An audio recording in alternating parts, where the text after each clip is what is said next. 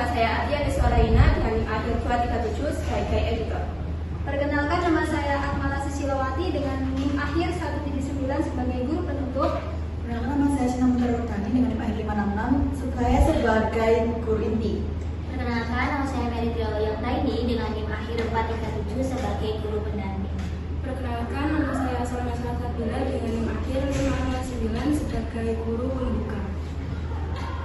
Baik, selamat menyaksikan.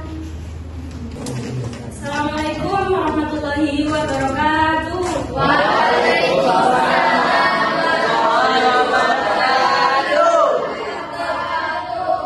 Bagaimana kabarnya hari ini?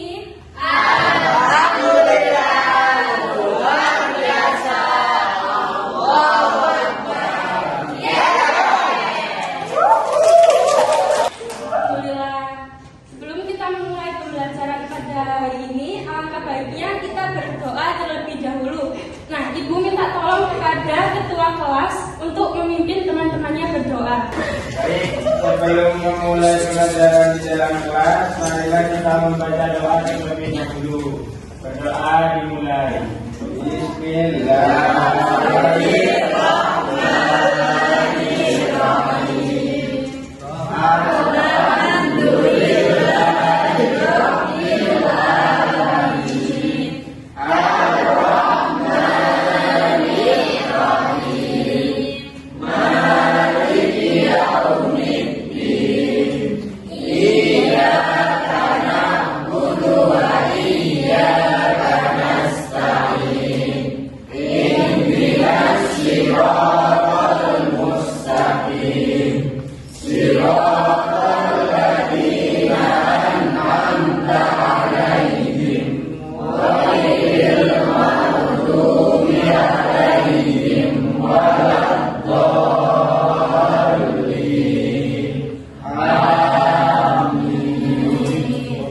Selanjutnya, Ibu izinkan kehadiran kalian terlebih dahulu ya. Tadi ya, Alif, Gilang, Amanda.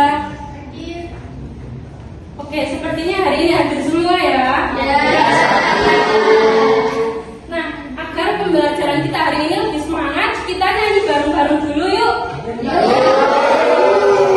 Nah, sini kita akan menyanyikan lagu Indonesia Raya. Kira-kira siapa yang mau jadi pemimpin?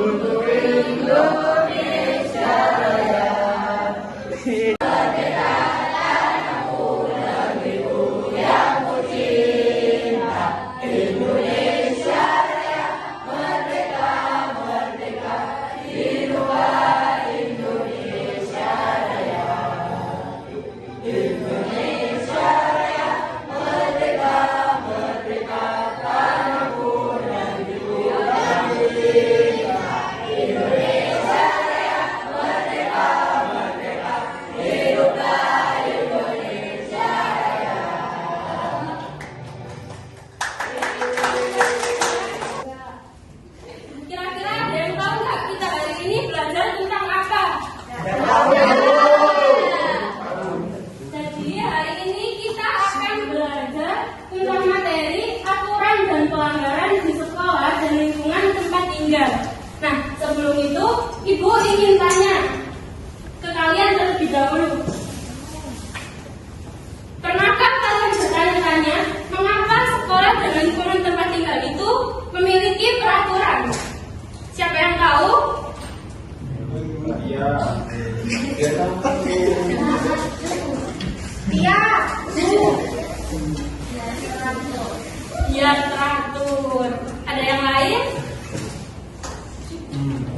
dihukum, Bu. Biar tidak dihukum.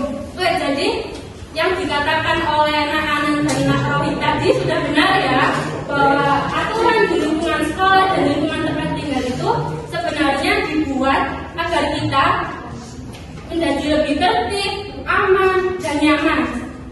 Coba kalian bayangkan, misalnya kalau di lingkungan sekolah atau lingkungan tempat tinggal atau tempat yang lainnya, kalau nggak ada aturan, bisa saja semua orang itu akan bersikap seenaknya.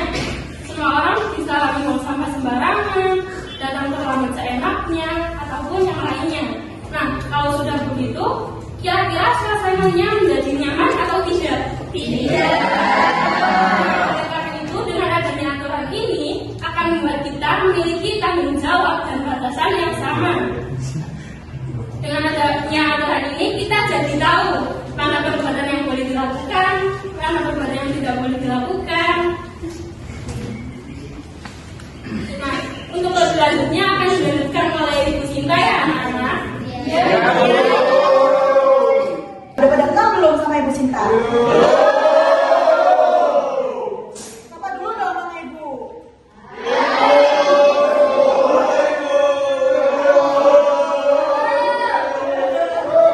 Oke, diam ya. Tadi udah dijelasin ya sama Ibu Salma apa itu aturan dan apa itu pelanggaran. Nah, di sini pengertian dari aturan adalah segala yang harus ditaati dan dijalankan. Wujud aturan adalah petunjuk, perintah, ketentuan, dan patokan yang ditujukan untuk mengatur kehidupan. Keberadaan aturan penting dalam menciptakan ketertiban dan keteraturan. Terus keterkaitan aturan bergantung dengan di mana aturan itu dibuat. Contoh sederhana dari aturan adalah yang ada di rumah, sekolah, tempat kerja, tempat umum, jalan raya, dan masih banyak lagi. Dan inilah mengapa aturan adalah berhubungan dengan adat sopan santun dan atau norma. Nah, di sini ada dua jenis aturan yang sering ditemui, yaitu aturan tertulis dan aturan tidak tertulis. Siapa yang tahu aturan tertulis itu apa dan aturan tidak tertulis itu apa? Aturan tertulis satu. Oke, ada jawaban lain? Gimana anak? Ada jawaban lain enggak? Oke, next Bu. Oke, nah ini aturan tertulis adalah peraturan yang dibuat secara resmi dan dituangkan dalam bentuk dokumen atau teks yang jelas seperti undang-undang, peraturan perusahaan, atau tata tertib sekolah. Aturan ini memiliki kekuatan hukum atau kewajiban yang harus dipatuhi oleh semua orang yang terkait, dan jika dilanggar biasanya ada sanksi yang sudah ditetapkan tertulis. Next Bu. Nah, kalau aturan tidak tertulis ini norma atau kebiasaan yang berkembang dalam masyarakat tanpa adanya dokumen resmi, tetapi tetap diikuti oleh banyak orang. Contohnya, sopan santun dalam berbicara, cara berpakaian di tempat tertentu, atau tradisi yang dijunjung tinggi dalam suatu komunitas. Meskipun tidak ada sanksi hukum, aturan ini penting karena membantu menjaga hubungan sosial dan keharmonisan dalam kehidupan sehari-hari. Oh iya, tapi ya biasanya itu kenyataannya tidak semua orang selalu mematuhi aturan yang telah ditetapkan. Biasanya itu ada yang tetap melanggar gitu loh, baik itu aturan tertulis ataupun tidak tertulis. Nah, di sini Ibu punya media flashcard ya anak-anak.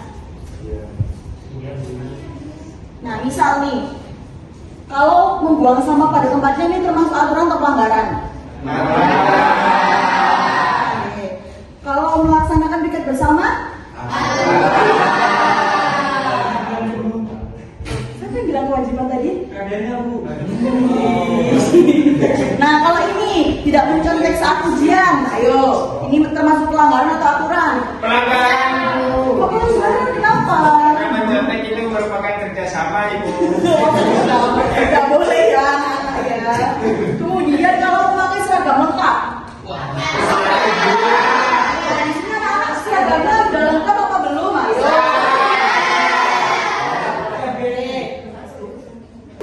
Ada yang tahu nggak pelanggaran itu apa? Tidak masuk sekolah. Oke, tidak masuk sekolah terus. Oke, betul, penerobosan sekolah. Terus apa lagi? Ayo, jawaban yang lain. Tidak pakai laptop kalau di sekolah.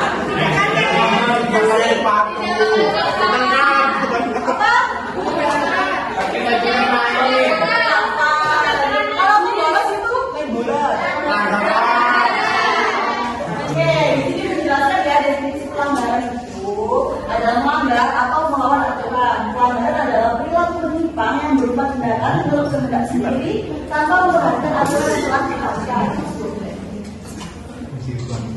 Nah, kita kan sudah mempelajari bagian aturan dan pokok pelanggaran. Selanjutnya kita akan coba bahas mengenai contoh penerapan tersebut di sekolah dan di lingkungan tempat tinggal kita. Nah, ini adalah contoh aturan yang ada di sekolah. Tadi yang sudah kalian sebutkan, kita kalian lihat dan kalian baca. Oke, next. Nah, ini contoh pelanggaran yang ada di sekolah yang tadi sudah kalian sebutkan. Nah, ini juga contoh aturan di lingkungan tempat tinggal kita. Jadi kita harus saling menghormati tetangga, menjaga kebersihan lingkungan, tidak bermain di jalan raya, membantu orang tua di rumah, tidak membuat keributan di malam hari. Kemudian membuang sampah sembarangan, nggak boleh ya. Siapa yang sering membuang sampah? Nggak boleh ya, bilang ya, nggak boleh. Tidak boleh, tidak. Nanti kena sanksi loh. Iya. Nah, udah pada tahu nggak apa itu sanksi? Ayo, tadi kan udah menyebutkan pelanggaran dan aturan. Di dalam pelanggaran ada sanksi. Nah, kalau kalian melanggar aturan itu sanksi.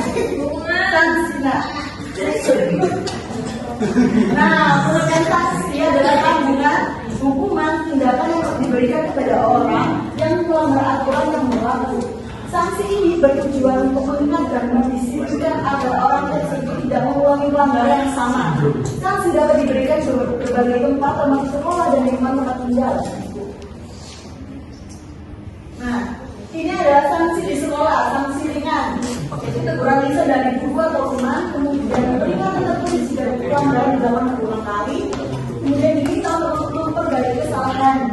Kalau sanksi sedang, kemudian orang tua berdiskusi dengan guru, tugas tambahan misalnya membersihkan kelas atau lingkungan sekolah. Kemudian pengurangan hak misalnya tidak diperbolehkan bermain saat istirahat selama beberapa hari. Nah, kalau ini sanksi beratnya bisa diskorsing atau tidak diperbolehkan masuk sekolah selama beberapa hari. Kemudian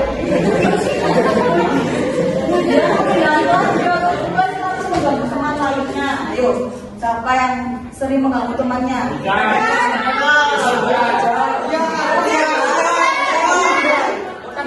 Bisa dipindahkan ke. Ayo, siapa yang sering menggoda temannya?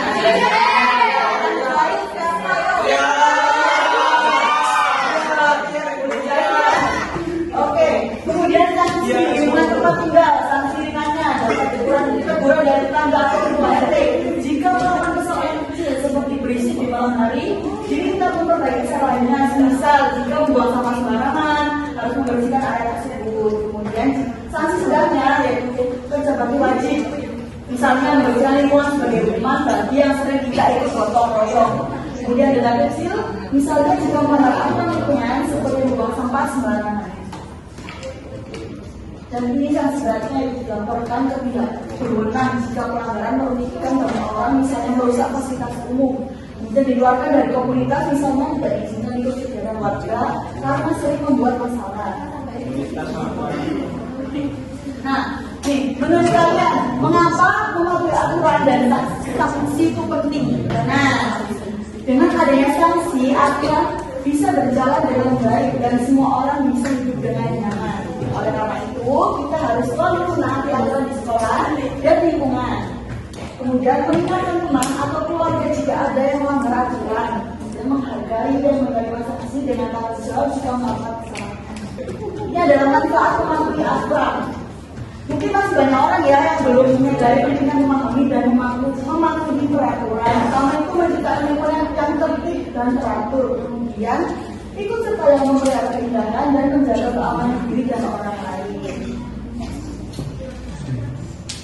Nah, ini yaitu tanggung jawab dalam menerima sanksi. Tanggung jawab dalam menerima sanksi berarti kita harus berani mengakui kesalahan yang telah dilakukan dan siap menerima hukuman dari pelanggaran aturan itu. Contohnya yaitu di lingkungan sekolah. Jika tidak mengerjakan PR, siswa harus siap menerima tugas tambahan dari guru. Jika berbicara saat pelajaran berlangsung, siswa harus menerima teguran dan belajar diam saat guru menjelaskan. Kalau tanggung jawab di lingkungan tempat tinggal, jika lupa merapikan mainan, anak harus mau membereskan mainannya sendiri tanpa orang tua marah. Ayo, siapa yang suka mainan tapi tak sering diberesin siapa? Aduh, ayo siapa? Dibersihkan ya.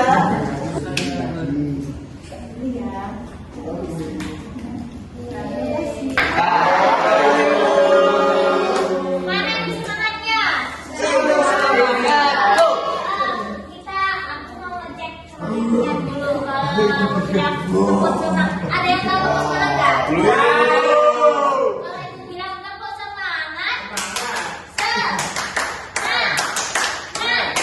semangat, oke? Udah bosan? Tepuk semangat.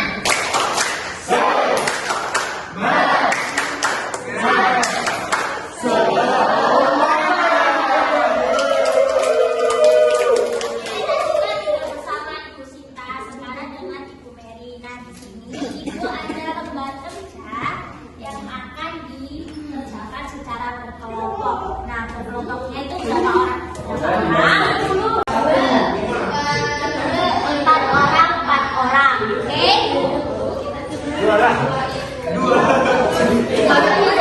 Gabung sama temannya dong.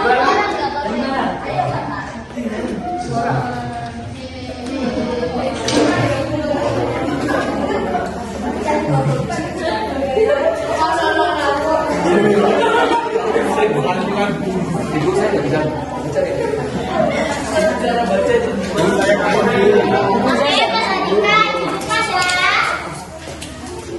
tulis nama kelompok kalian.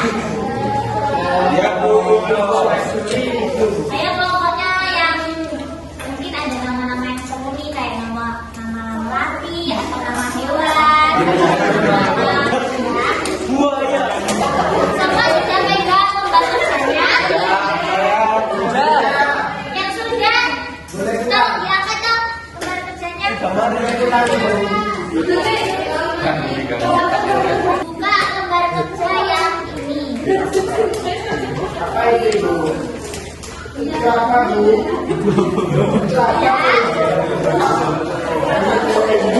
Oke. Perhatikan gambar di bawah ya. Tentukan peraturan tersebut termasuk peraturan di rumah atau peraturan di lingkungan sekitar.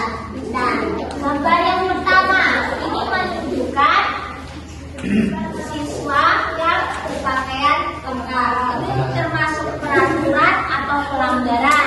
Tadi udah dijelaskan sama Ibu Sinta kan? Termasuk ke dalam peraturan. Terus yang kedua gambar apa nih? Termasuk ke dalam peraturan atau pelanggaran. Kelompok dikerjakan. Terus yang ketiga ini menunjukkan ke dalam. Tidak boleh membersihkan bola. Tidak boleh membersihkan bola. Tidak mengerjakan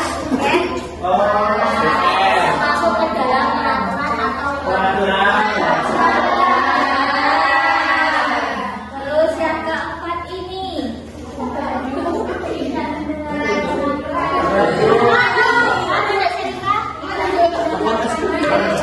tidak mendengarkan orang tua, kata Kak Serika, termasuk peraturan atau pelanggaran. Oke, dan selanjutnya dibalik. Perhatikan Ibu Mary di depan, pasangkanlah gambar di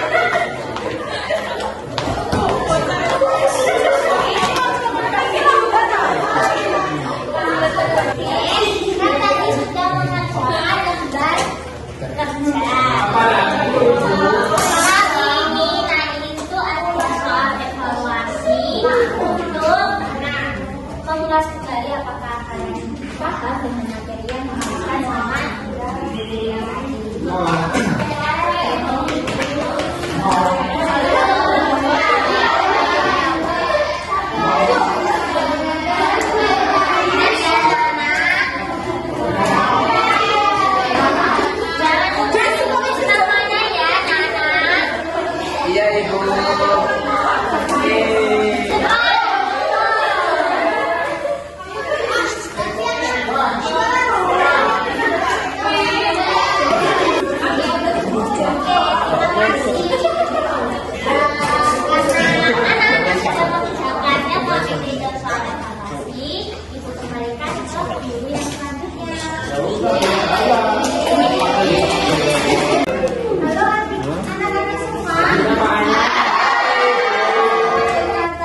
Anak-anak ibu sudah paham tentang materi yang disampaikan. Sebelum mengakhiri pembelajaran kali ini, ibu mau tanya apa saja materi yang telah disampaikan Bu Sinta tadi. Ada yang tahu? Boleh katakan. Kami juga apa selain aktivasi?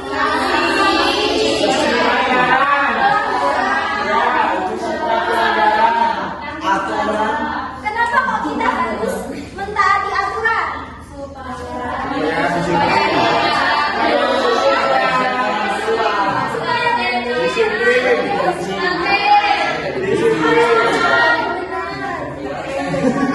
Ya, jadi aturan diciptakan untuk menciptakan lingkungan yang tertib dan juga aman bagi diri sendiri maupun orang lain. Jadi kesimpulannya adalah dari apa yang disampaikan oleh Bu Sinta tadi, lalu juga pembelajaran yang kita lakukan, yaitu kita telah mempelajari aturan, lalu juga pelanggaran, sanksi dari pelanggaran, lalu juga alasan kenapa diciptakannya aturan serta pelanggaran. Nah, karena pembelajaran ini telah usai, Ibu meminta kepada ketua kelas untuk memimpin doa penutup. Dipersilakan untuk ketua kelas. Baik Ibu, sebelum mengakhiri pelajaran kita, marilah kita bersama-sama membaca doa terlebih dahulu. Berdoa dimulai.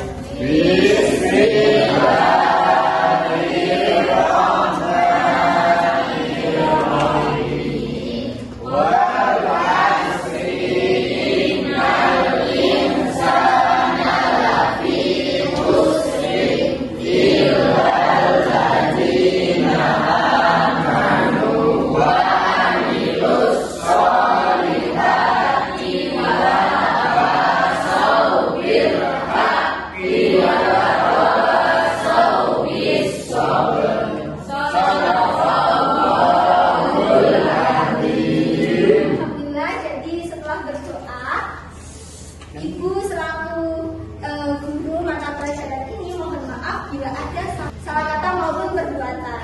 Dan wassalamualaikum warahmatullahi wabarakatuh.